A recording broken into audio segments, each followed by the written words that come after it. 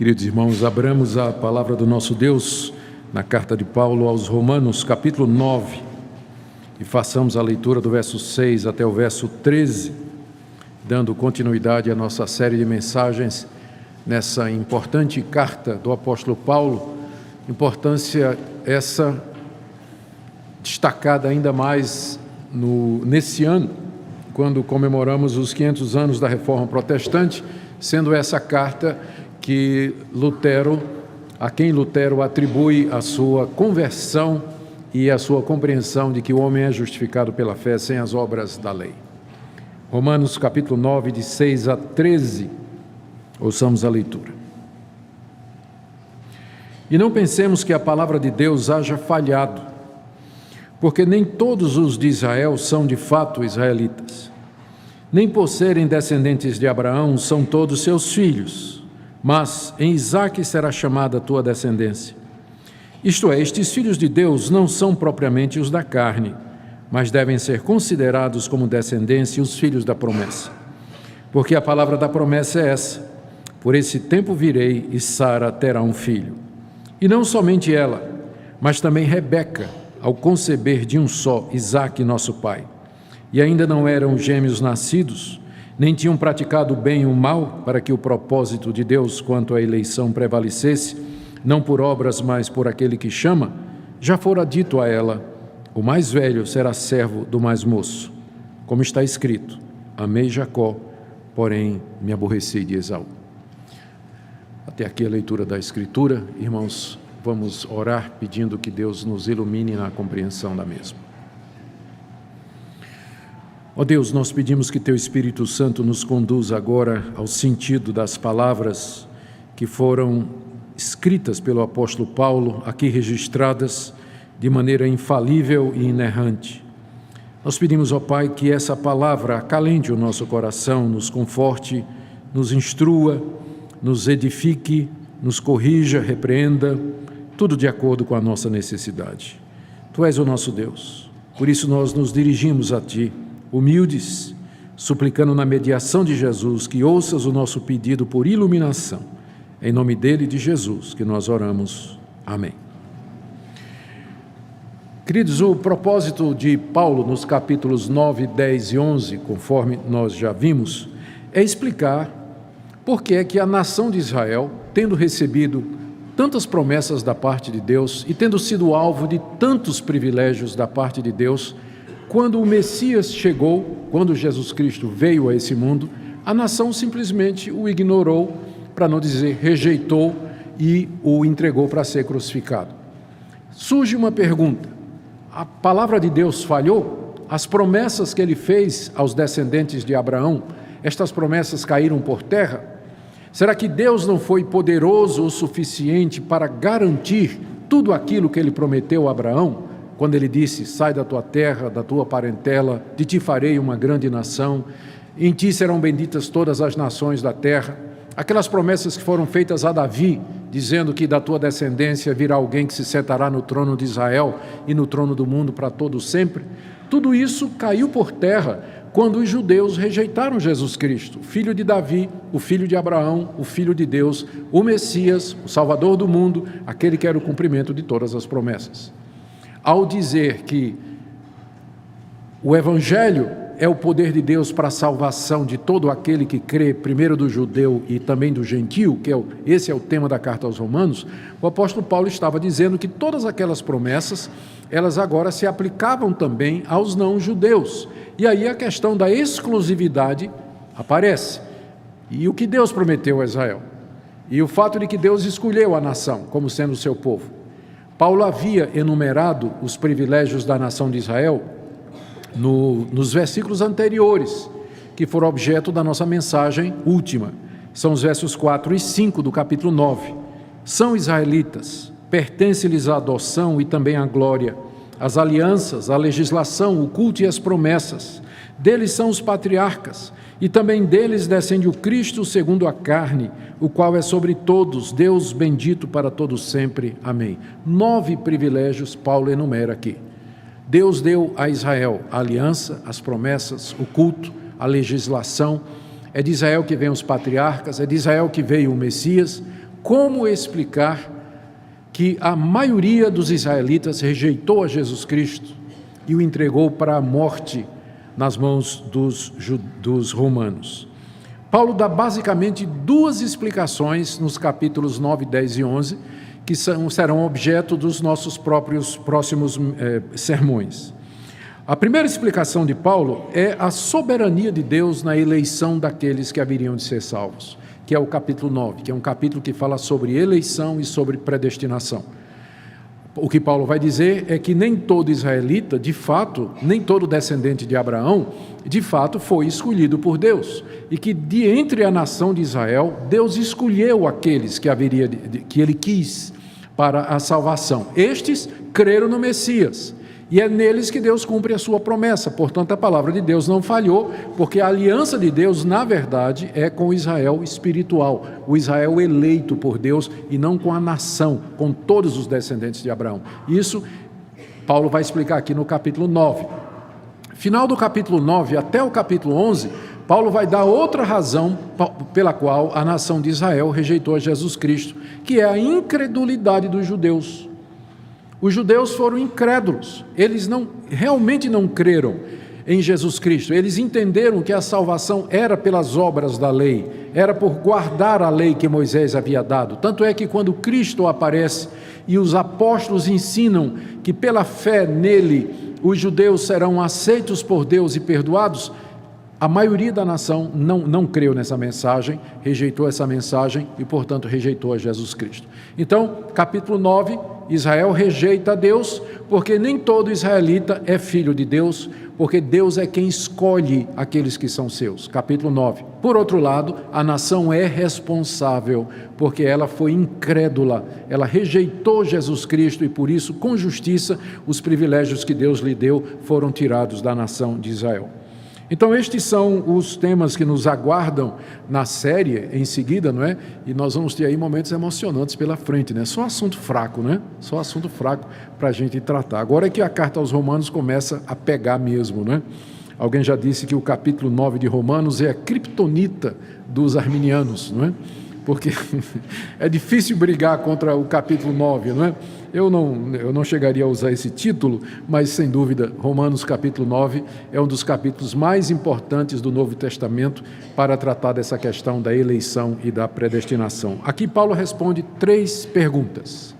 Primeiro, a palavra de Deus falhou porque a maioria dos judeus não creu em Jesus Cristo? Resposta de Paulo: não falhou.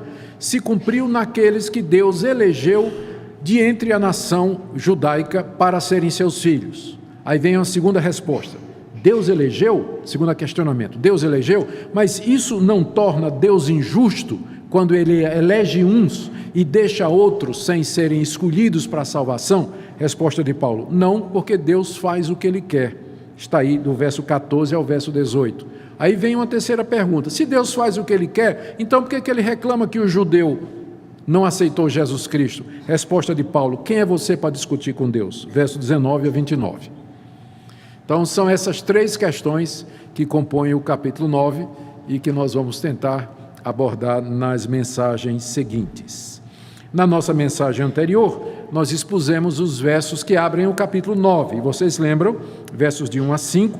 Paulo afirma solenemente o seu amor pelos judeus, sua grande tristeza pelo fato de que eles rejeitaram Jesus Cristo, a ponto de Paulo dizer que, se possível, ele queria ser anátema e separado de Cristo por amor dos judeus, ou seja, ele preferia ir para o inferno no lugar dos judeus, se isso fosse possível, porque eles rejeitaram os grandes privilégios recebidos por Deus, a aliança, as promessas, o pacto, a legislação, o culto. Enfim, Deus se revelou somente à nação de Israel no Antigo Testamento e a mais ninguém. E essa nação tão privilegiada virou as costas para Deus quando finalmente o Messias chegou. Paulo estava muito triste por isso, e aí então ele se prepara para responder aos questionamentos que vêm em seguida, e o primeiro deles é então a respeito da promessa de Deus e da fidelidade de Deus. Deus falhou para com os judeus? A palavra de Deus caiu? A resposta de Paulo está aí no verso 6, que eu quero ler com vocês agora. Não pensemos que a palavra de Deus haja falhado. Esse é um pensamento que não deveria passar na nossa cabeça, diz o apóstolo Paulo. Não é uma conclusão lógica daquilo que eu disse nos versos anteriores, de que Deus deu a essa nação tantos privilégios. O fato de que eles não receberam o Messias não leva à conclusão lógica de que essas promessas falharam, porque existe uma outra explicação. E qual é a explicação que o apóstolo Paulo vai dar aqui nos versos de 6 em diante? Ele vai dizer que, embora os descendentes físicos de Abraão, os filhos de Abraão, netos, bisnetos, embora eles tivessem rejeitado Jesus Cristo, os descendentes espirituais de Abraão o receberam e creram nele. E aqui Paulo faz uma distinção entre a descendência física de Abraão e a descendência espiritual de Abraão. Ele faz essa diferença aqui.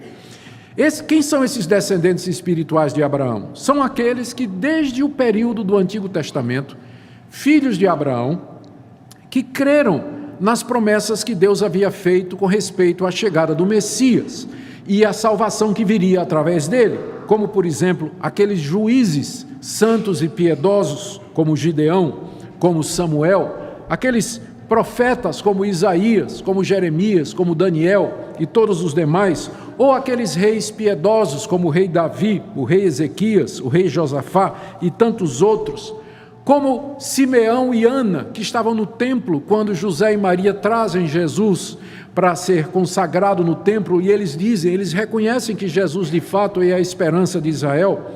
Os 12 discípulos que eram judeus e creram em Jesus Cristo, o próprio apóstolo Paulo, que era judeu e creu em Jesus Cristo, todos aqueles 120 irmãos que estavam reunidos no dia de Pentecostes, e todos eles eram judeus, aguardando a promessa do Espírito Santo, todos os demais judeus que creram em Jesus antes dele chegar e depois dele chegar, esses são os descendentes espirituais de Abraão. Essa é a verdadeira descendência espiritual de Abraão, ou seja, a aliança de Deus foi com esse povo espiritual e não com os descendentes físicos de Abraão. O fato de que eles eram descendentes biológicos de Abraão não garantia de que eles estavam no reino dos céus.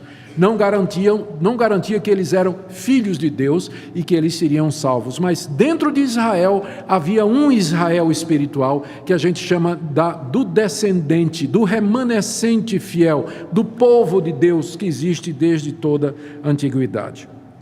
Então, Paulo aqui responde a esse questionamento: será que a palavra de Deus falhou?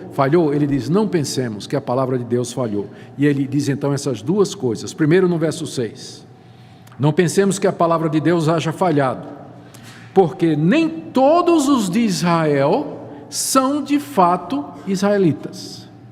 Nem todos os de Israel são de fato israelitas. Você vê que Paulo aqui usa o termo israelita num sentido que não é étnico, não é um sentido racial. Israelita é um estado espiritual. Nem todos os de Israel são de fato israelitas.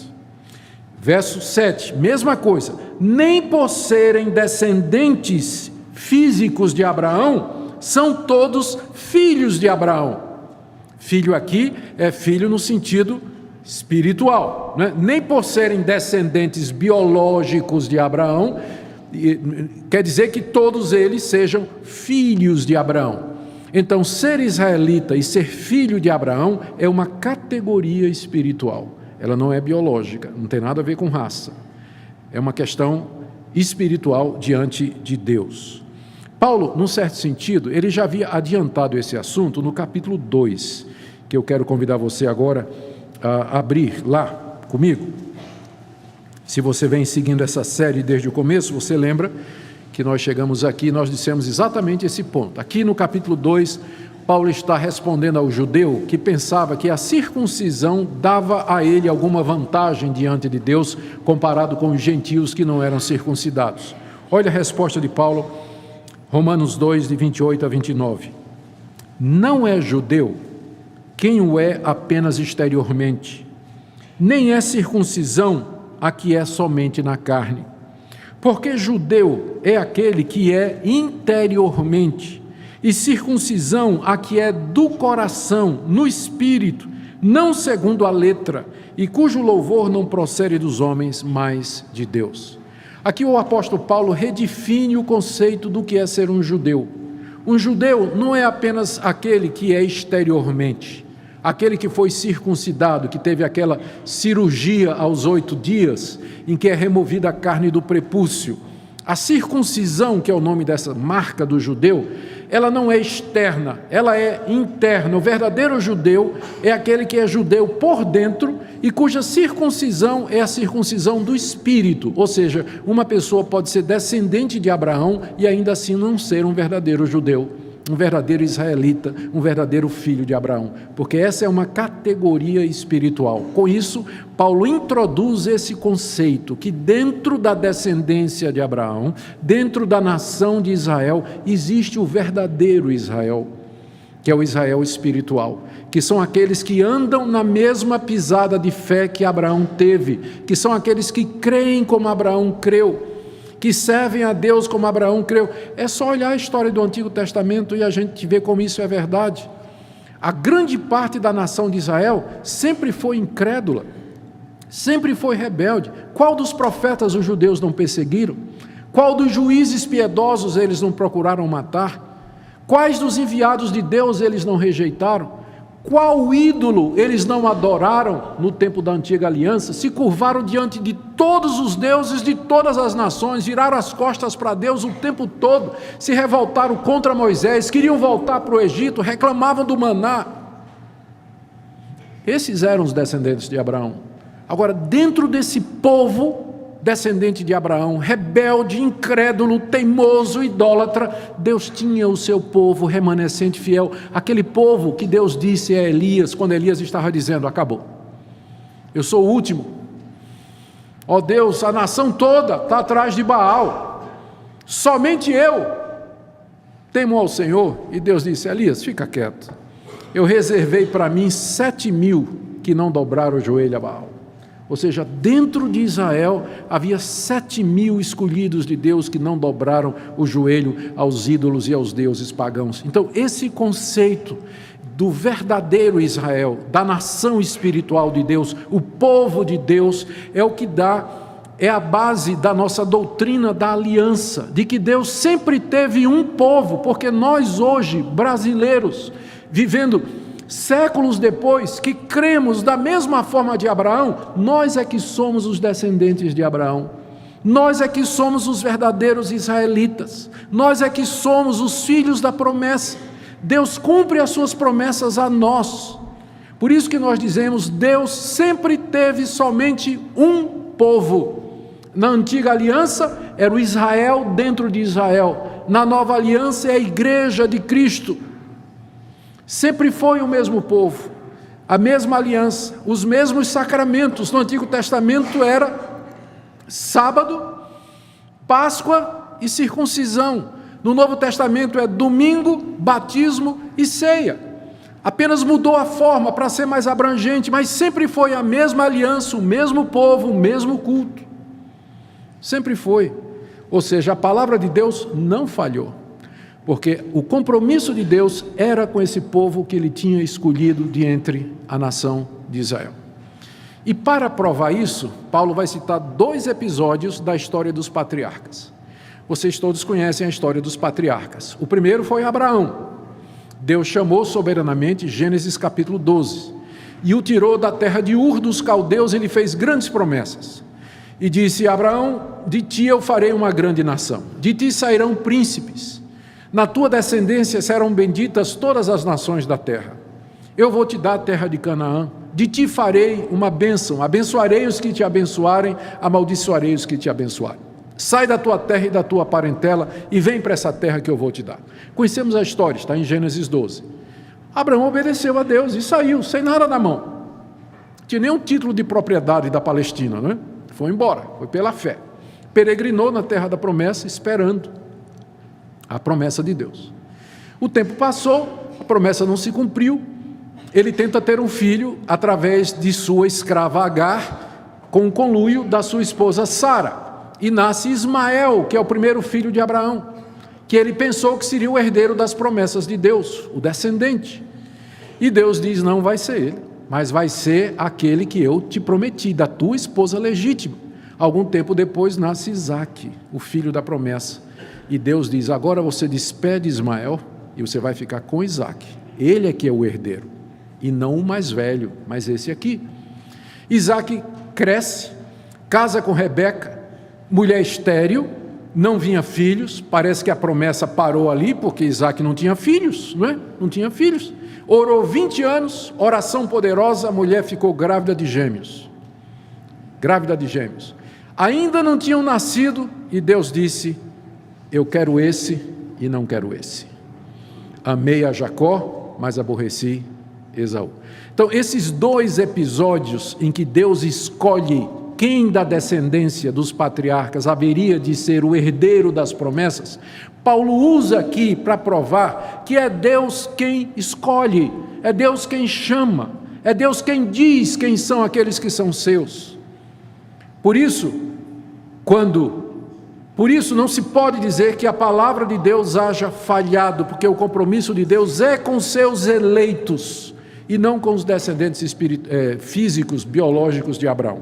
Vamos ver em detalhes como Paulo faz isso, ok? Em primeiro lugar, ele argumenta a partir da escolha de Isaque, não de Ismael, do verso 7 até o verso 9, do capítulo 9 de Romanos. Ele diz assim, nem por serem descendentes de Abraão são todos seus filhos, mas, e aí ele cita Gênesis 21, 12, em Isaque será chamada a tua descendência. Isto é, estes filhos de Deus não são propriamente os da carne, mas devem ser considerados como descendência os filhos da promessa. A primeira prova que Paulo traz aqui para os seus leitores em Roma, de que existe uma descendência espiritual dentro da descendência de Abraão, é esse episódio em que Deus manda com que Abraão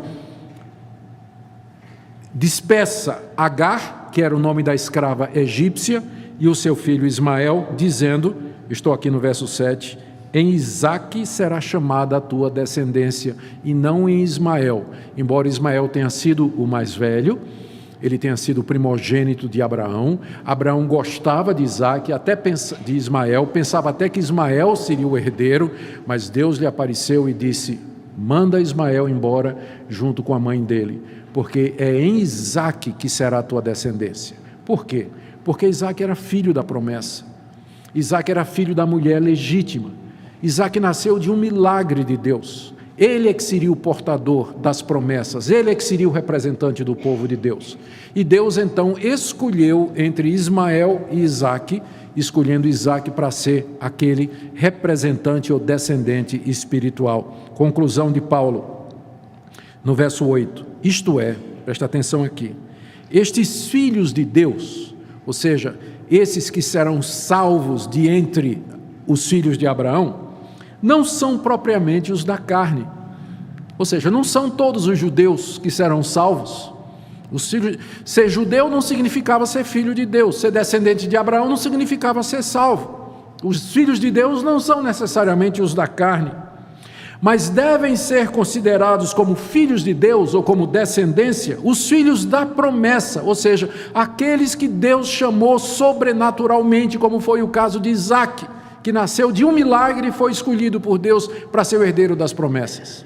Então são duas linhagens aqui, uma linhagem biológica, que são os filhos de Abraão, os judeus, os israelitas na carne, e a linhagem espiritual segundo Isaque, que nasceu da promessa, nasceu de um milagre e foi soberanamente escolhido por Deus. É com esses que Deus tem uma aliança, e portanto a palavra de Deus não falhou, porque esse povo é o povo que creu. Como eu já falei, no Antigo Testamento, no meio de toda aquela massa de incrédulos, era o povo que creu, era o povo temente a Deus, é o povo que esperava a promessa do Messias, é o povo que, quando o Messias veio, creu no Messias, como o apóstolo Paulo e os demais discípulos de Jesus Cristo. Mas alguém poderia dizer assim, mas a escolha entre Ismael e Isaque era óbvia, porque Ismael era filho de uma escrava egípcia, que era uma concubina de Abraão e nasceu de um esquema, né? Meio que carnal, porque estava demorando, Sara não podia ter filho, que era a esposa legítima, estava demorando, não engravidava, era estéril, já eram velhos, E Sara teve essa ideia de entregar a escrava ao marido, para que o marido engravidasse a escrava, para que o filho da escrava fosse filho dela. A gente não deve ficar assim muito assombrado, deve, né? Deve ficar assombrado, mas para não ficar tanto, lembrando que isso era um costume no Antigo Oriente, que as senhoras, né, as matronas, as princesas, as rainhas, elas tinham filho através das servas. O exemplo disso é a filha de Faraó, que adotou Moisés para ser filho dela. Adotou Moisés, que era filho de outra para ser filho dela. Mas era um costume que fazia parte da cultura do Antigo Oriente. E Sara então resolveu usar esse estratagema para ver se cumpria a promessa de Deus. De fato nasceu lá o Ismael, mas Deus disse, não é ele não. Aí alguém pode dizer, mas a escolha era fácil entre Isaque e Ismael. Ismael era filho de uma tentativa humana, não era a esposa legítima, e Isaque era filho da promessa. Ele nasceu de um milagre, como Deus havia prometido, da esposa legítima. Paulo diz, tá, então vamos agora para o próximo exemplo.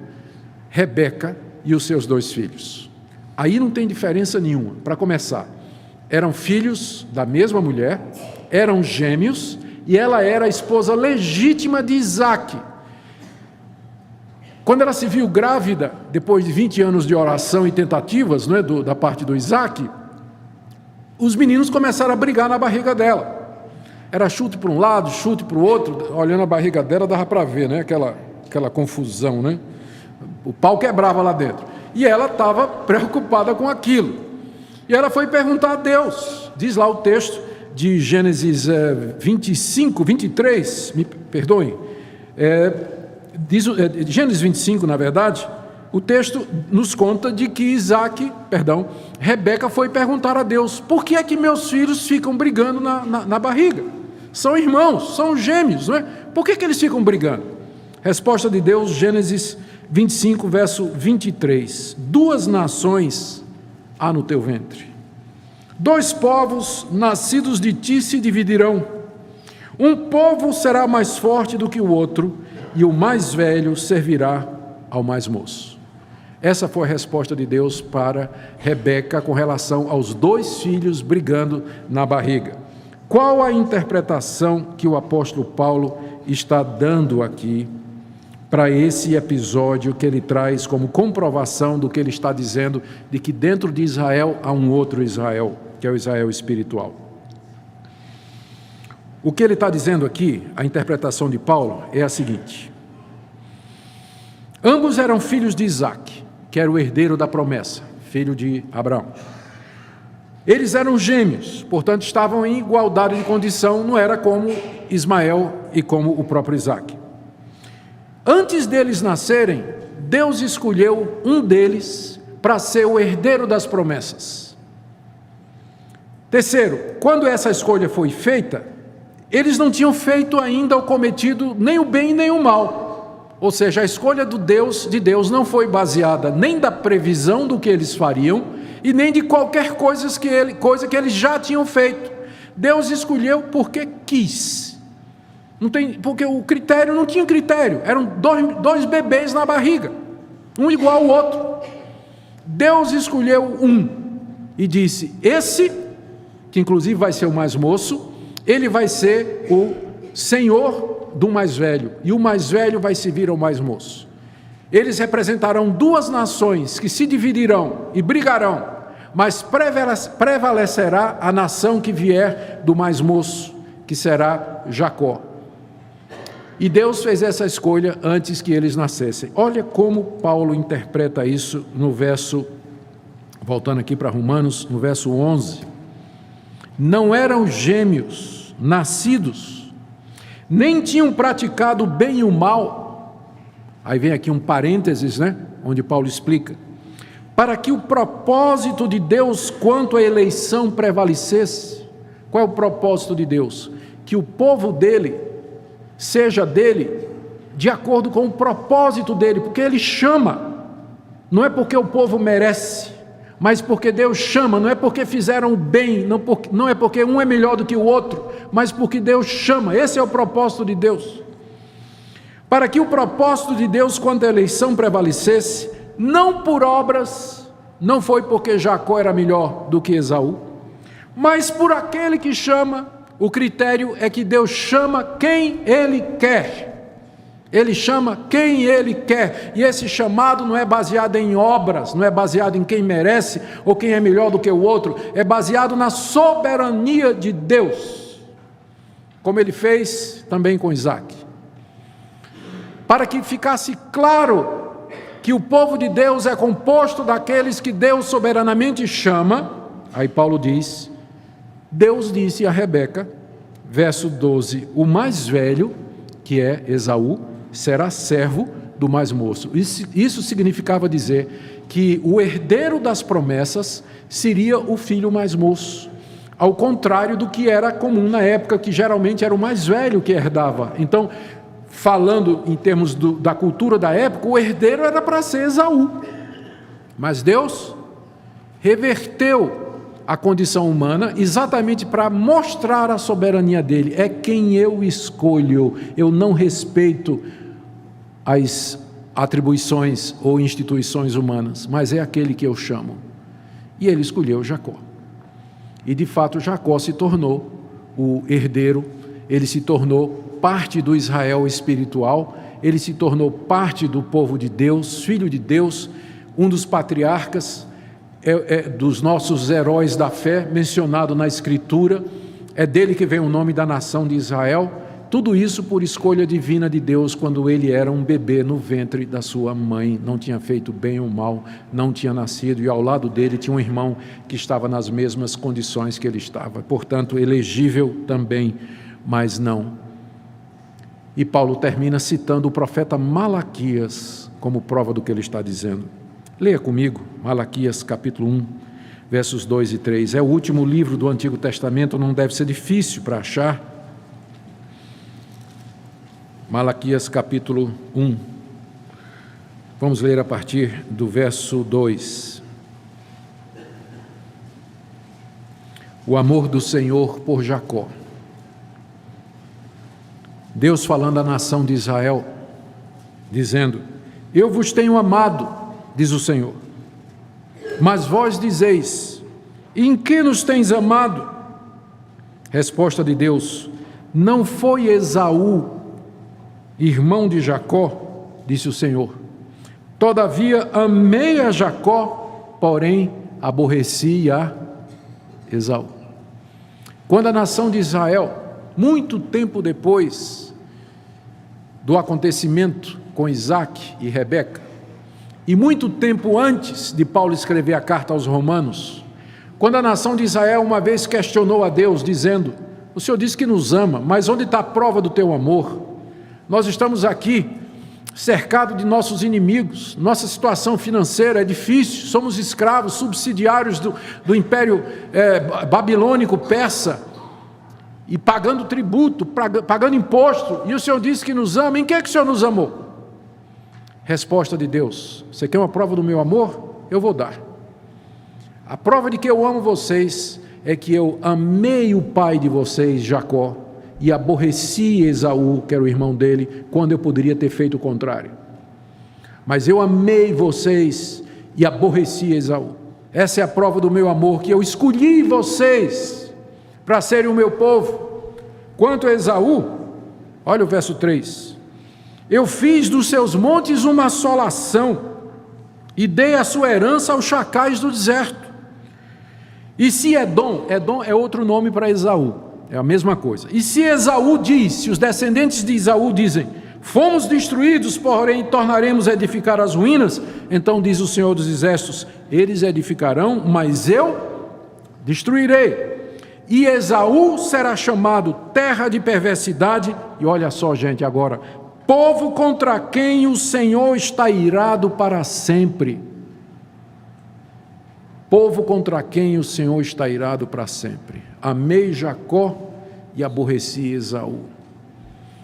Jacó e Esaú representam Jacó, os eleitos de Deus, o Israel dentro de Israel, o povo de Deus, do qual nós somos os descendentes espirituais, e Esaú representa aqueles que Deus deixou entregues aos seus próprios pecados e contra quem Deus está irado para todo sempre, e que sofrerão a sua justa ira por toda a eternidade. Essa é a prova do meu amor, diz Deus à nação. Vocês querem saber o meu amor por vocês? E não é a mesma coisa que Deus vai nos dizer hoje?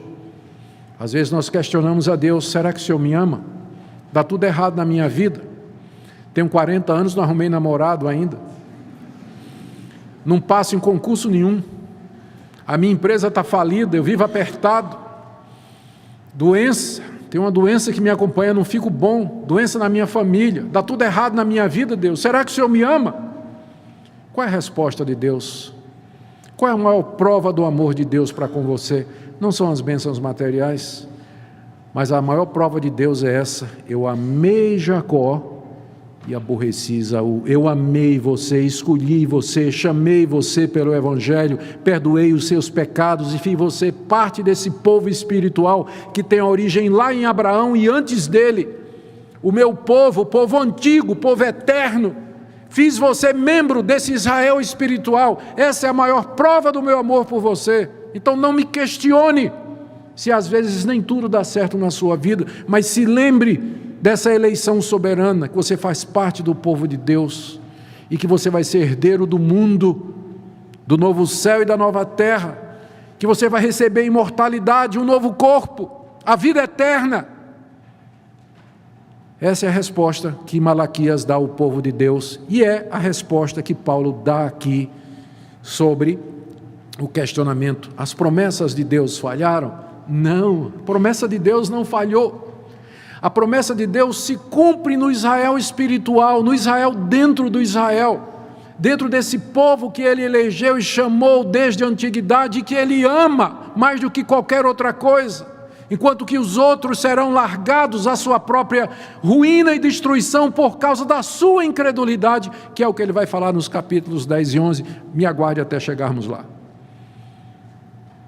Que privilégio. Como é que a gente pode terminar isso aqui, gente? Esse capítulo, essa parte do capítulo 9, tão pujante. O que é que nós podemos aprender? Eu quero destacar 3 ou 4 pontos aqui. Primeiro, o fato de que Deus escolheu soberanamente, de entre os filhos de Abraão e de Isaque, aqueles que seriam seus filhos, os filhos da promessa e a descendência prometida, indica que existe um Israel espiritual dentro do Israel biológico. E que esses do Israel espiritual são eleitos, ou foram eleitos soberanamente por Deus, e é para com eles que Deus cumpre todas as promessas feitas a Abraão, Isaque, Jacó, Davi, todas aquelas promessas do Antigo Testamento, elas se cumprem nesse Israel espiritual. É a eles que Deus cumpre as promessas, eles creram no Messias, antes do Messias chegar e depois quando o Messias chegou. Então esse é o primeiro ponto, a palavra de Deus não falhou. Segundo, esses filhos de Deus, eles foram eleitos não somente de entre os filhos de Abraão, mas também de entre todas as nações. E esse é o grande mistério que quem vai explicar é o apóstolo Paulo, que essa eleição de Deus não foi somente dos filhos de Abraão, mas ele elegeu também muita gente de outras nacionalidades. Paulo vai falar disso a partir do verso 24 desse capítulo 9. Ele vai dizer: Deus chamou não somente a nós, de entre os judeus, mas também de entre os gentios.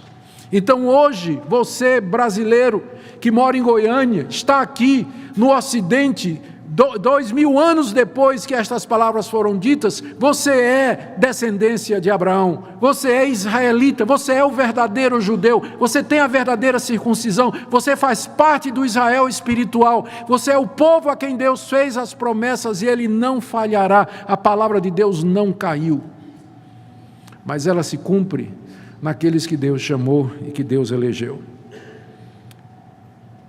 Terceiro ponto, a palavra de Deus, portanto, não falhou, e nada poderá nos separar do seu amor. Nada poderá nos separar das suas promessas. Ele haverá de cumprir tudo o que prometeu. Por isso que Paulo se refere à igreja como sendo o Israel de Deus no final de Gálatas. Agora aqui eu preciso também dizer alguma coisa à guisa de conclusão.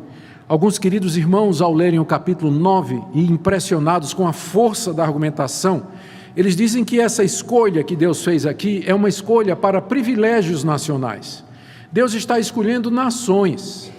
Mas, gente, não tem nada de nação aqui, porque Deus está escolhendo judeus de entre judeus. Portanto, Ele está escolhendo indivíduos. Ele está falando aqui em filho de Deus, Ele está falando aqui de obras, antes de nascer não tinham feito bem nem o mal.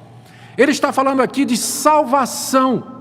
Ele não está falando de privilégios nacionais, como às vezes algumas pessoas querem interpretar o capítulo 9, dizendo que a eleição aqui é eleição em termos nacionais. Não tem nada de nacional aqui, embora a escolha de Isaac e depois a escolha de Jacó teve efeito para os seus descendentes, mas a escolha aqui é de indivíduos para a salvação, porque no final do capítulo 9, Paulo vai dizer que Deus escolheu gente não somente de entre os judeus, mas também de entre os gentios. E mesmo que seja escolha de nação, a nação é composta de quê, gente? É composta de indivíduos. Então não tem como fugir de que Paulo está falando aqui da escolha e da predestinação de indivíduos para a salvação.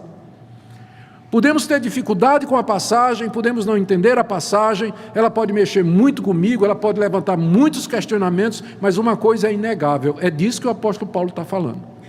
Não tem como fugir dessa interpretação, ela é simples, é clara, é a única que encaixa em todo o contexto. O que Paulo vem discutindo desde o capítulo 1? Privilégios nacionais de Israel contra os judeus? De forma nenhuma. Ele está respondendo a pergunta: como é que o homem se justifica diante de Deus? Por que agora ele vai mudar o foco? Ele está falando da eleição individual, está falando de escolha e predestinação para a salvação e deixar entregues aos seus próprios pecados aqueles que vão ser condenados eternamente por sua própria responsabilidade. Eu quero terminar com algumas aplicações práticas. Primeira delas, por favor, não deixe de orar para os seus filhos. Porque a primeira coisa que vem no coração de um pai, quando ele ouve falar sobre oração e predestinação, e diz: e se meu filho não foi eleito? E se meu filho não foi escolhido? Quantos anos Isaac orou para que Rebeca tivesse um filho? 20. Depois de 20 anos nasceu Isaquinho, o filho da promessa. Filho de Deus, servo de Deus, exemplo de fé. Não desista de orar pelos seus filhos. Enquanto eles estiverem vivos, há esperança, especialmente vocês que têm filhos que não estão andando nos caminhos do Evangelho. Filhos que estão desviados, filhos que um dia participaram da igreja, foram até batizados, fizeram profissão de fé, mas que não andam mais nos caminhos de Deus. Não desista, a semente está lá. Estava conversando com o Dr. Derek Thomas, que veio para o nosso encontro da fé reformada, e comentando como, infelizmente, não é? Acontece muito isso, especialmente hoje em dia, até muito frequente entre filhos de pastores, que são criados no Evangelho, que conhecem a palavra desde cedo, e depois de uma certa idade, geralmente quando vão para a universidade, eles não querem mais seguir no caminho do Senhor. E o Derek Thomas disse: eu tenho um filho por quem eu peço também as orações. E eu sei que aqui nesse auditório há pastores também que gostariam que vocês orassem pelos filhos deles. E entre aqueles que me ouvem também. O fato de que a salvação é soberana escolha de Deus, em momento nenhum é um empecilho para que você ore pela conversão do seu filho.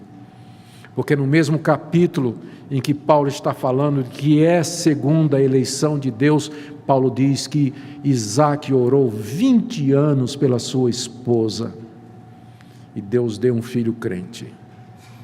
Então oremos, irmãos, e não desistamos dos nossos filhos. Enquanto há vida, há esperança. Segunda coisa, também não deixe de evangelizar. O fato de que a salvação, em última análise, vai depender do chamado eficaz de Deus. É Deus que vai trazer, é Deus que vai chamar de uma maneira irresistível. Isso não quer dizer que nós não devamos evangelizar, porque é através da nossa pregação que Deus vai chamar os que são seus, aqueles que Ele elegeu antes da fundação do mundo. Ao contrário, nós devemos nos animar a pregar a palavra de Deus cada vez mais. Uma palavra também aos jovens da igreja, adolescentes da igreja que estão me ouvindo aqui nessa noite. Você teve o privilégio de nascer na igreja. Você teve o privilégio de conhecer o Evangelho desde cedo. Você foi batizado em nome do Pai, do Filho e do Espírito Santo, ou foi consagrado na sua igreja se você vem de uma outra denominação. Os seus pais, de um jeito ou de outro, ofereceram você a Deus, oraram por você e quiseram que você fosse um servo de Deus, e é o desejo mais profundo do coração deles. Desde cedo você aprendeu as histórias bíblicas, a cantar aqueles corinhos. Aprendeu o que é que o cristianismo significa, o que é certo e o que é errado. Isso não significa que você é filho de Deus e que você está salvo. Você vai ter que ter um momento em que você, diante de Deus, vai dizer: Deus, eu creio em tudo isso. Eu sou isso, eu faço parte do teu povo, te dou graças por esse privilégio. Eu quero professar a minha fé, eu quero assumir o cristianismo que meus pais me ensinaram. E eu quero viver para a tua glória. Então não demore em fazer isso. Não demore em fazer isso. Se você já entendeu a mensagem do Evangelho, se você crê nessa mensagem, não demore em dizer: eu quero fazer minha profissão de fé, eu quero me tornar membro comungante da igreja, eu quero professar Jesus, eu quero andar nos caminhos do Senhor. Se você de fato já confessou isso, não pense que pelo fato de você ter nascido na igreja, isso é uma garantia de que você é filho de Deus. Nem todos os descendentes de Abraão são de fato israelitas. Você me pergunta: pastor, como é que eu sei? A resposta não está dentro de você. A resposta está na cruz do Calvário. Você vai olhar para a cruz, é lá que você vai encontrar a resposta. E se você conseguir ver Jesus Cristo morrendo pelos seus pecados, derramando seu sangue pelas suas iniquidades, se você conseguir perceber que o sofrimento dele é em seu lugar, sim, você é eleito. Porque somente os eleitos percebem isso. Mas você não vai encontrar resposta olhando para dentro de você, não. Tipo assim: será que eu sou bonzinho? Será que eu mereço? A resposta é não, você não é bonzinho e você não merece. Mas você vai olhar para a cruz, e se ali você conseguir ver a agonia do Salvador e dizer: foi por mim, e eu coloco a minha esperança, a minha expectativa e a minha salvação somente no sacrifício de Cristo, você é da descendência de Abraão, você é do descendente prometido, você é daqueles a quem Deus fez a promessa, e você não será envergonhado por entregar sua vida completamente a Jesus Cristo. Que você faça isso nessa noite, que você creia, olhe para o Senhor Jesus, e você será salvo dos seus pecados e da sua culpa. Que Deus nos ajude nessa noite, irmãos. Oremos. Ó Deus bendito, queremos nos curvar diante da tua soberania, e queremos dizer da nossa alegria e do regozijo quando o Espírito Santo testifica ao nosso coração que Jesus Cristo é o nosso Salvador. A gente sabe que não merece nada, não é por obras, não é por merecimento, não é por antevisão da tua presciência de que nós iríamos isso ou aquilo, mas pela tua graça, que hoje nós podemos nos curvar e dizer: eu creio no Senhor Jesus como meu Senhor, como meu Salvador, e somente nele eu confio. Senhor, que nessa noite teu Espírito Santo aplique a palavra a todos os que ouvem. Senhor, nós pedimos que o Senhor nos desperte como igreja para anunciar esse evangelho glorioso. Nós pedimos que o Senhor nos ajude a nos amar como irmãos, como parte do povo de Deus, um povo que se ama, que se respeita, se perdoa, se ajuda. Que não sejamos estranhos uns para com os outros, mas amigos, fraternos, companheiros, herdeiros das mesmas promessas. Abençoa esta igreja, abençoa os queridos irmãos que estão chegando como nossos irmãos para juntos te cultuarmos. De que essa igreja seja uma igreja acolhedora, amiga, que os receba de braços abertos. Nós oramos, ó Deus, que em tudo tu sejas glorificado e honrado, em nome do Senhor Jesus. Amém.